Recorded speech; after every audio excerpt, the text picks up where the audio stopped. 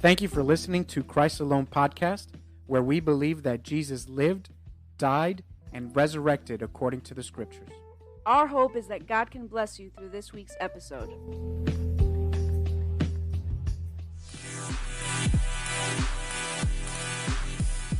Hey!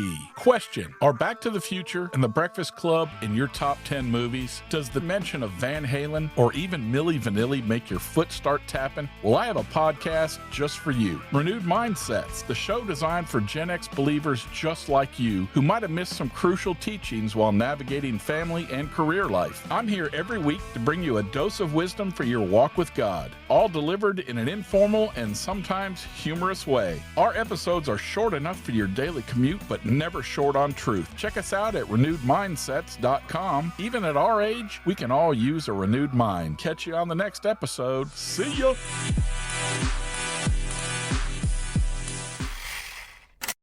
Thank you, Stevens, and thank you, Angie, for allowing me to give my testimony on how I became a believer.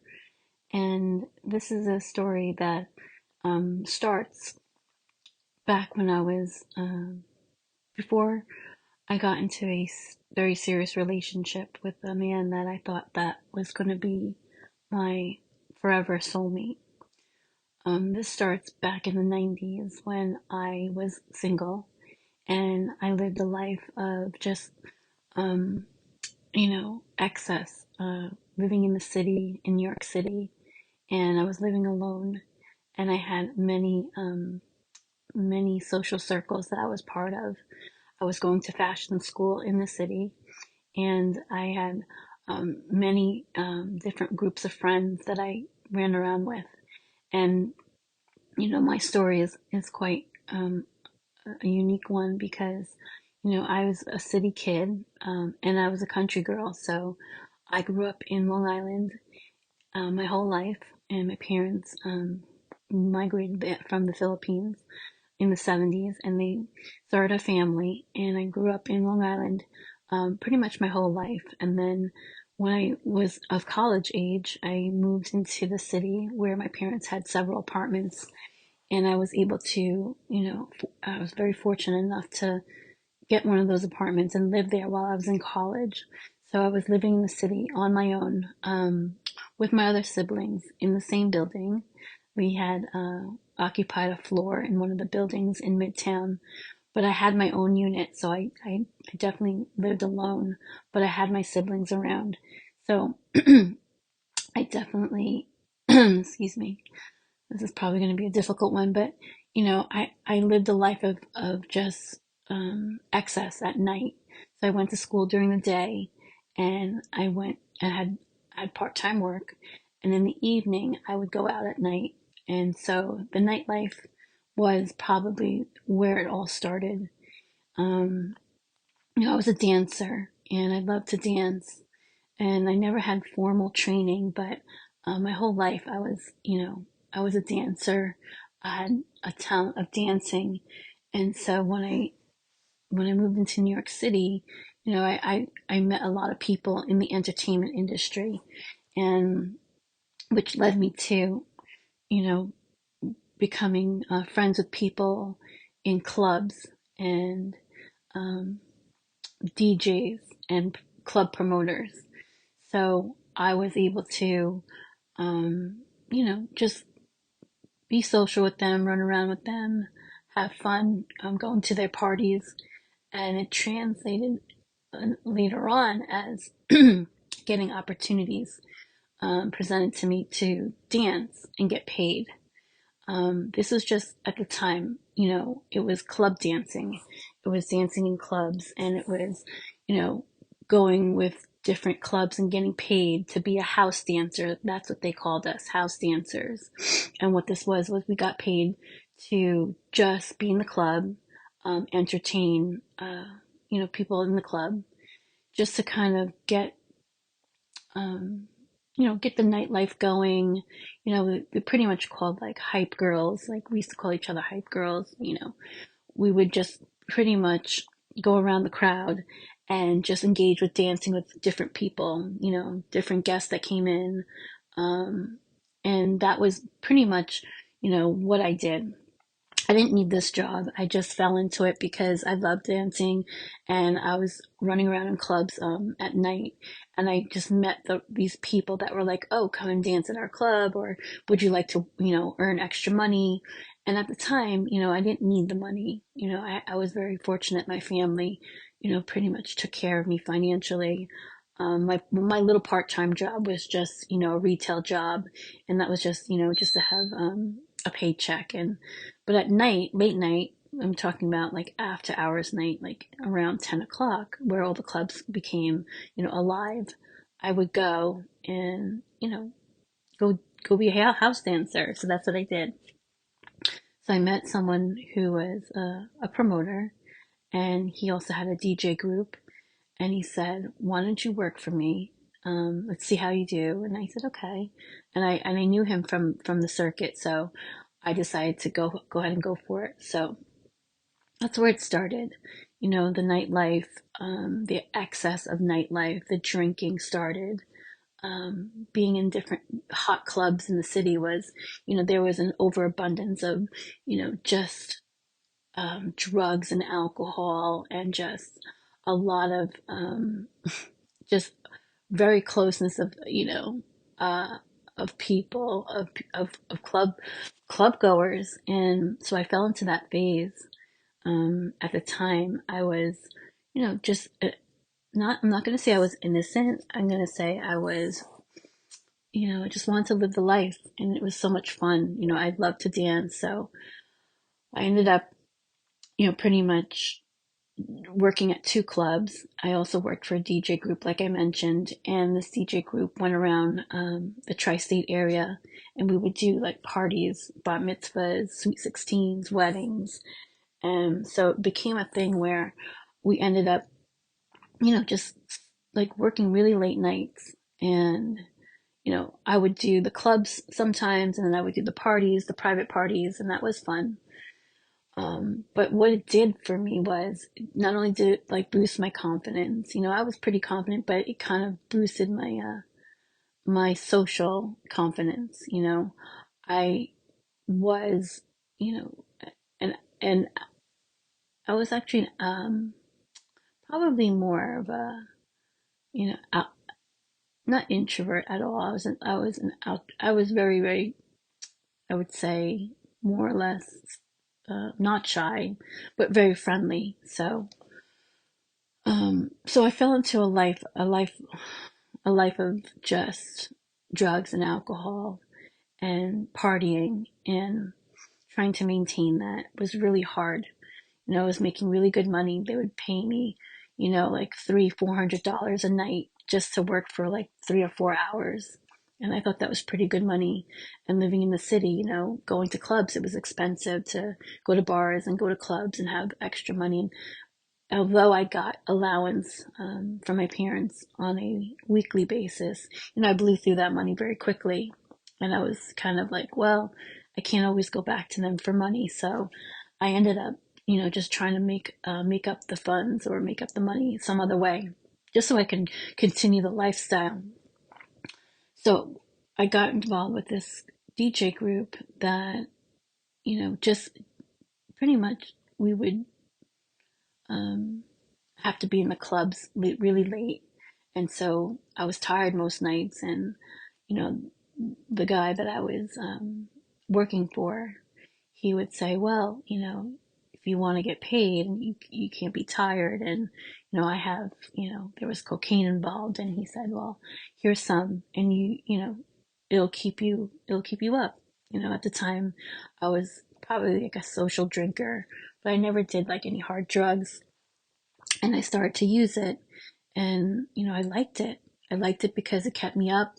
I liked it because I was more, I was not as timid or shy, and I wasn't very shy, but it just made me really, very, very open, and able to engage with other people, especially like the men.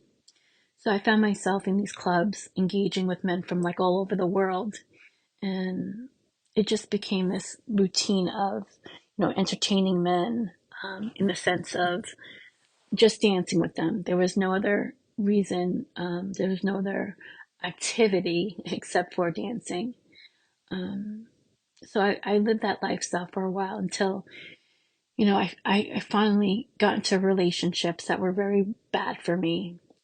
They were awful relationships, but at the time I thought they were great because, I always was attracted to the really good looking guys, or the guys that at the club that were always sought after, and then they would seek me out and we would hook up.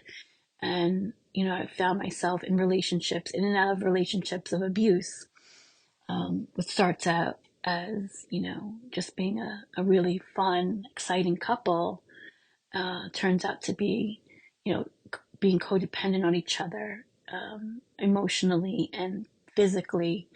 And so I fell into this cycle of being with men that pretty much just wanted to, enjoy nightlife, enjoy going around, a lot of, excuse me, a lot of excess of sexual activity. And, we would just do everything together. And so I ended up, you know, I ended up just falling into that pit of, to get attention, to validate myself, or to help me feel more confident with the partner I was with. I would pretty much do anything for them. And, I always fell in love very quickly. But by doing that, it started to become, just a codependence on just feeling that you're on, you can do anything, you're on top of the world. And the abuse starts to happen when you lose sight of who you are. And so there was one relationship I had that was the worst relationship. This person pretty much was an abuser, alcoholic. He would abuse alcohol. He would abuse drugs, and he was just he was a really good looking guy though, and he knew everyone. And I thought, you know what, I like to go out with him, and he's my boyfriend, I guess you would say. But we fell into a lifestyle of just, the money starts to go because, the boyfriend starts to, ask for money from me to supply their need for drugs and alcohol. And he knew I had excess money because he didn't have a job, and his only job was, to do some type of club promoting, but it really wasn't anything that he earned good money from. So I was pretty much his supply to get, get him like marijuana or cocaine or alcohol. So I was in this relationship where we would fight all the time. And during that time, I would say, um, you know, when you're in the middle of a abusive relationship and you yourself are getting abused, and you're abusing, like, substances. Sometimes, when you're in the midst of these arguments and these big, just contentions, your adrenaline starts kicking in. And when you start getting physical with each other, for me, there are a lot of moments where I didn't, feel it. I would never feel our fights, meaning I wouldn't feel um, the physical aspects of being in a fight. If I was getting punched or I was getting slapped or whatever the case, because, typically I was either, on a substance myself and, just trying to work through it. So getting into that relationship was, probably the part where I lost myself the most. So I finally was able to, break free from that, for the grace of God, break free from that. So I finally thought, you know what, I need to start, getting my life together and just seek other partners out that are a better potential for me. And, I finally found one. I was, away from that lifestyle already. and I found a man who was the perfect boyfriend or potential husband on paper. This guy was in finance, and he was smart. He knew his stuff, and I was very attracted to him because he was pretty much like a finance nerd. And I just thought, well, I worked in fashion at the time, and I was, in my own career journey. I was, working really hard, and I was starting to make some decent money. And then as I met this partner of mine, I'll call him B, he and I, were opposites. He was more or less an introvert. He was shy, but he was, he enjoyed social activities, but he was a shy person. And I understood that, we didn't do the things I used to do. He didn't like going to clubs. He didn't like, we're getting out of that phase at that time. So we got into a relationship, and everything was great. I didn't realize at the time that this person was suffering from depression and from anxiety. And so I just, went along with the relationship. We enjoyed everything. We had overabundance of money. So what we would do is we would just enjoy that money. We would go on trips and spend on luxury things like luxury clothing and cars and jewelry. It was becoming like this thing where the more we got, the more we felt as though we were gaining, a solid relationship because we could, afford these things, and why wouldn't we want to live that lifestyle? Well, living that lifestyle was only gonna, sustain itself for so long, and this comes, here comes the abuse again.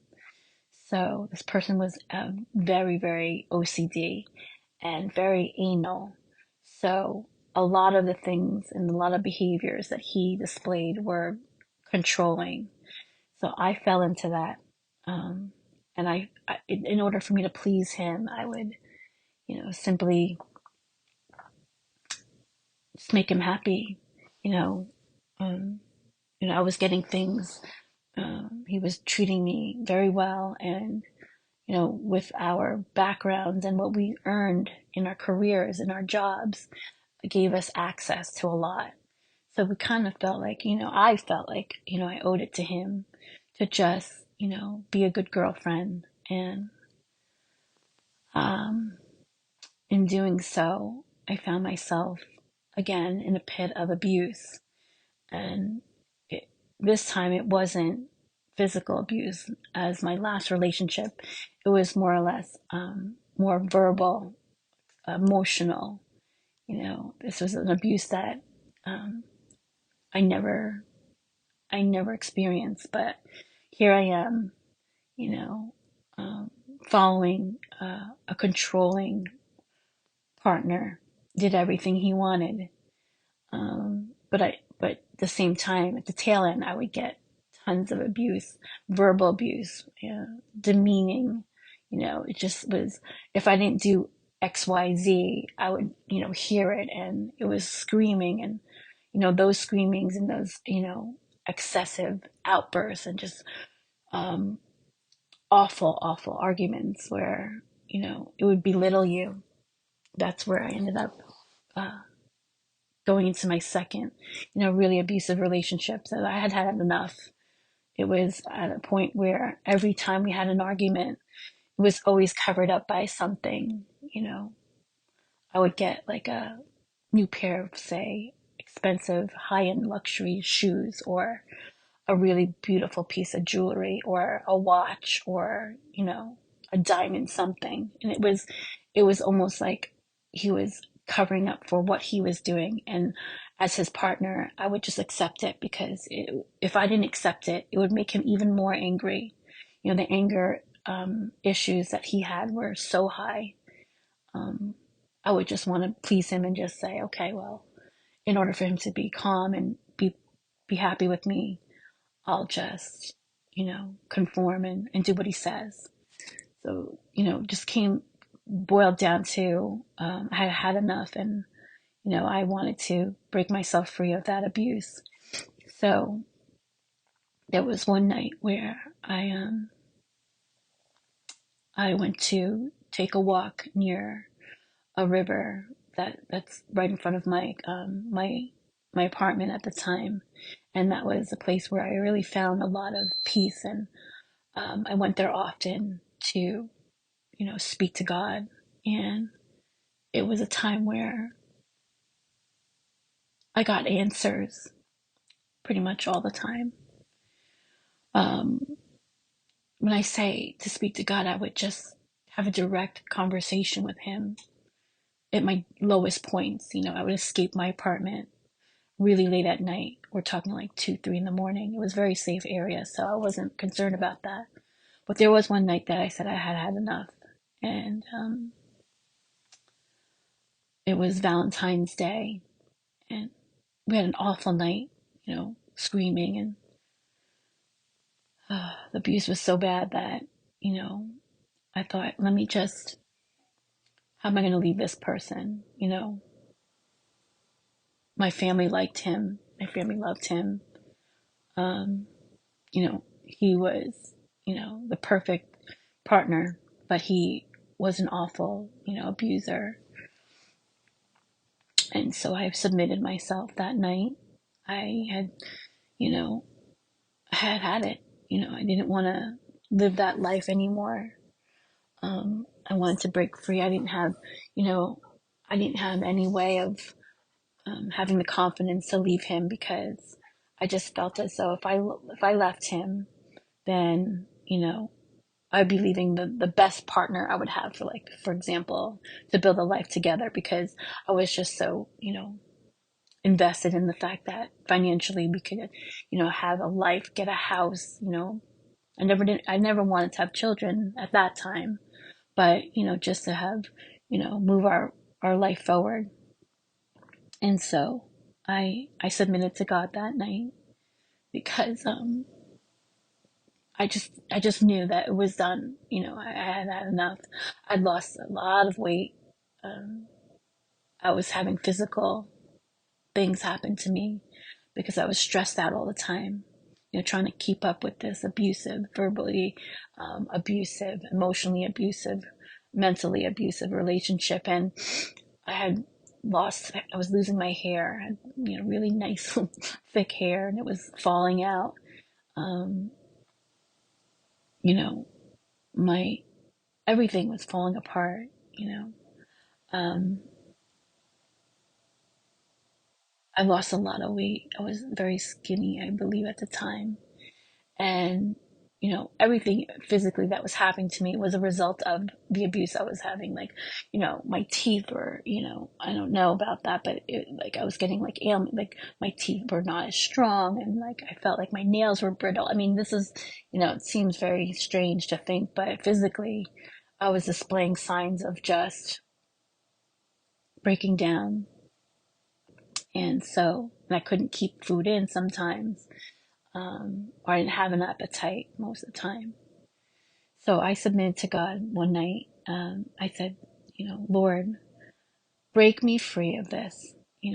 I don't want this lifestyle. I'm done. I'm at the end of my rope. I need to get rid of this relationship. And I was scared because I didn't know where I was going to go. I didn't know if I was going to leave my place, because it was in a luxury building. And I said, I have so much invested in there.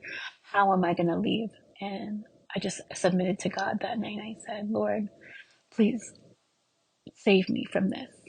I confess to you that I've lived, confessing of all the sins I had. Well, not all, but the ones that I knew that I committed prior to this relationship, and even during this relationship. So I pretty much said, Lord, just take away all this, please. I submit myself to you. I want to know you.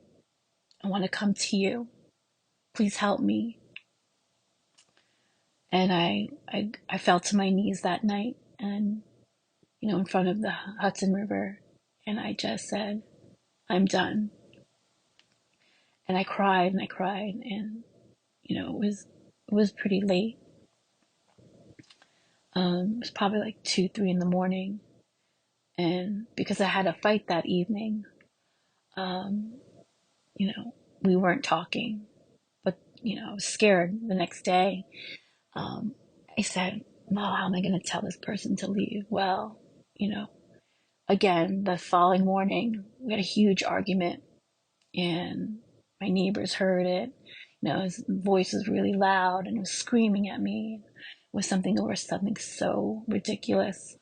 It was about me, how I was opening the car door of our, super luxury sports car when we park it in the garage, and how I didn't do it properly, and how he noticed that I grazed or nicked the car, the Mercedes next to our spot. And he got very angry about that I didn't, I didn't mention it, but he noticed it. And it was just a ridiculous, crazy argument. And I just said, I said, like, Lord, help me, come to me, help me. And basically we had this huge fight. And all I said to this person was, leave now, get out of my life, leave, please leave. And by the grace of God, there was no retaliation. And that person left. So, that was the start of me trying to get out of that relationship. And I was so thankful. I was so thankful that night, because, I needed to break free from that. And, the Lord came and, he saved me from that.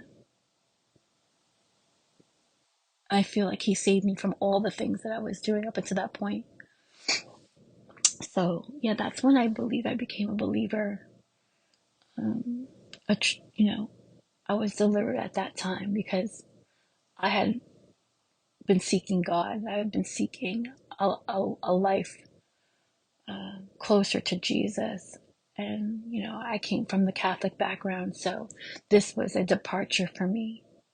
And I started to just, read certain things. I wasn't really reading the Bible at the time, but I noticed that I was starting to, take more into wanting to read different scriptures, not all the time, just touch and go. And so, that was when the start of my journey began. But I stayed, we went back and forth. Came back together. We broke up over a course of several years. And then finally we just decided to, end it. And, I believe that, being a believer now, when I was saved, I said, this life is something that I should have sought years ago.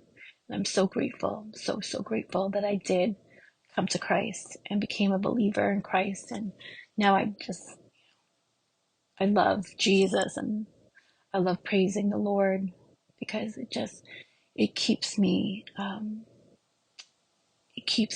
in a place where I feel the love, and I know that I'm on a path of doing what's best for my life and keeping me on a track. And I see fruits from this. I see results of just going to God and submitting myself.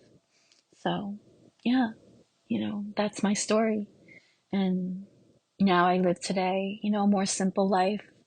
I have a son, out of that old relationship produced a son. So, I just live for the Lord, and I want to live according to, His will.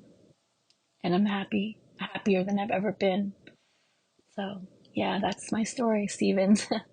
I know this is pretty long, but I wanted to kind of include all the things. So I thank you so much. Thank you. Thank you to you, Stephen's brother.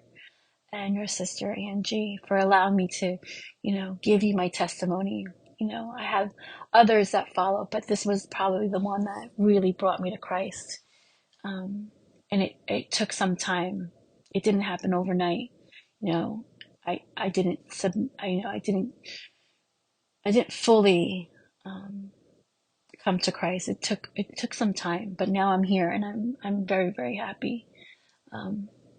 Was able to link up with a really good group here with getting myself to on an X platform and finding myself in a group, in Brother Sean's group. And now, my life is so much more solid and more, I wake up every day so thankful that I can, go to God and go to the Word and just receive his love through, the Word of God. And, I'm so thankful and proud to be, becoming a believer was, one of the best things that ever happened in my life. So yeah, that's my story. And I hope that,